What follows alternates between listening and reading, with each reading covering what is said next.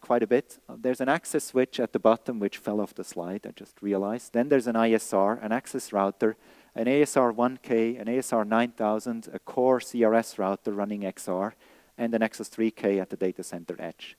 All different hardware architectures, some of them running different operating systems, different interface designs, different line cards, and yet a single small piece of C, Java, Python code, get to an interface on a path, get the MTU, figure out which one's the smallest, and see whether we can increase it.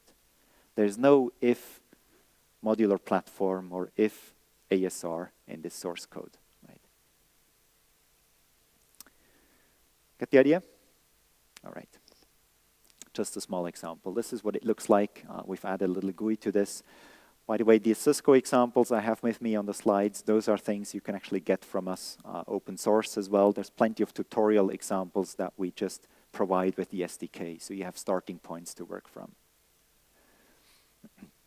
One level up, controller, orchestration layer. There's a lot of focus out there in the industry at the moment on the control side of things. Thanks, yeah. So if you're implementing control loops, right? Control theory, control loops, reality, right?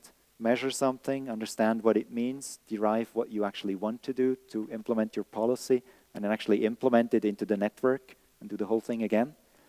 It's a loop, right? However, a lot of the focus at the moment is just on one of these arrows, which is the control side. Once we've taken a decision, how do we implement it into the network? There we see quite a bit of progress in terms of standard protocols, things like OpenFlow. We see quite a bit of progress in terms of agreed canonical architecture in the industry, which has led us to a point where we actually decided to build a controller. That's not surprising. But then we took a decision to actually donate the source code of that controller to an open source foundation. That's surprising. It's not something we do every week, right? So what we've done is we've built a core and service abstraction layer with our own engineering resources, multiple man-years of engineering. We've donated this to the Open Daylight Foundation, which is a Linux foundation, right? Community managed. Yes, of course, we are on the technical steering board. We're one of the founding members as well. We're active contributors. But no, we do no longer own the source code of the Open Daylight controller. The first version of the Open Daylight controller is available for download since end of April, so several months already. And what we also do as Cisco, of course, is on top of the Open Daylight core, we develop our own controller with additional capabilities that you typically need. Things like authentication, troubleshooting on a controller framework level, but then also things like flow management, slicing management, the topology independent forwarding logic, which never fits on a slide as a term, right? TIF. Those are just examples of additional capabilities that we put on top. And of course, that Cisco controller, the extensible network controller, is available as a commercial product as well.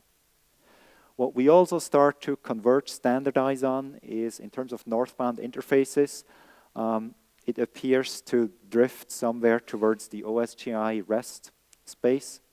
And I'm intentionally using relatively loose vocabulary here. This is not carved in stone. This is what we currently see. So potentially, OSGI might actually find its way as a container model for containers at multiple levels. Right now, we're doing this at the controller level. What's more interesting, though, is almost what's not on the slide, right?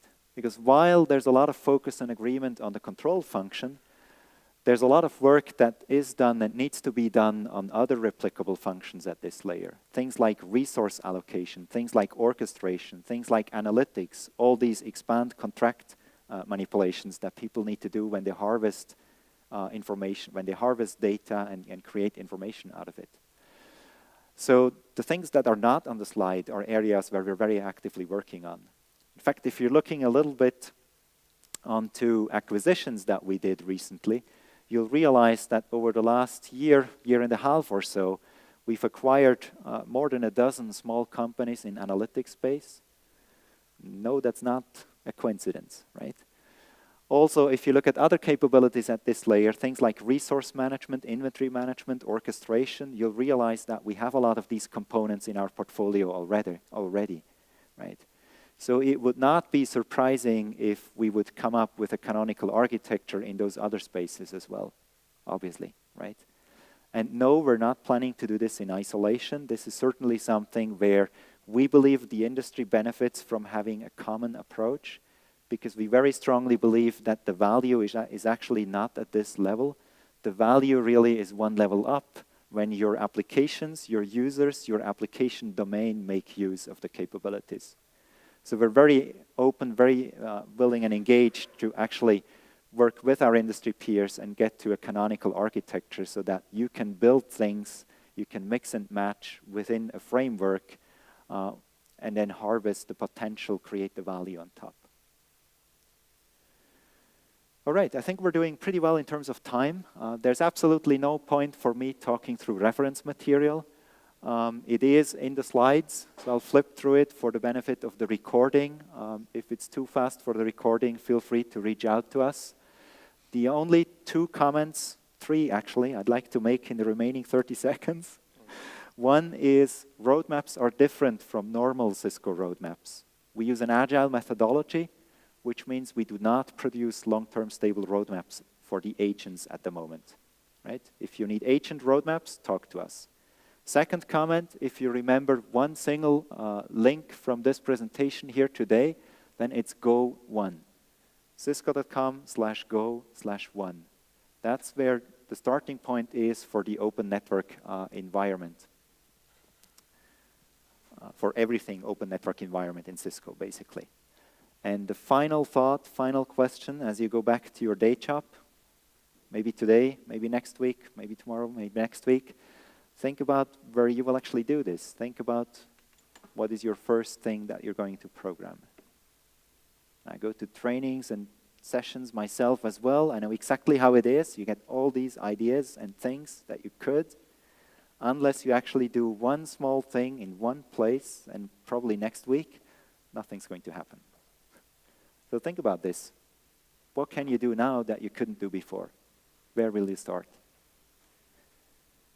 With that, thank you very much. Questions? Do we have any? Okay. Thank you, Bruno. Thank you very much indeed. Thanks a lot. Thank you. Ja, då är det lunch.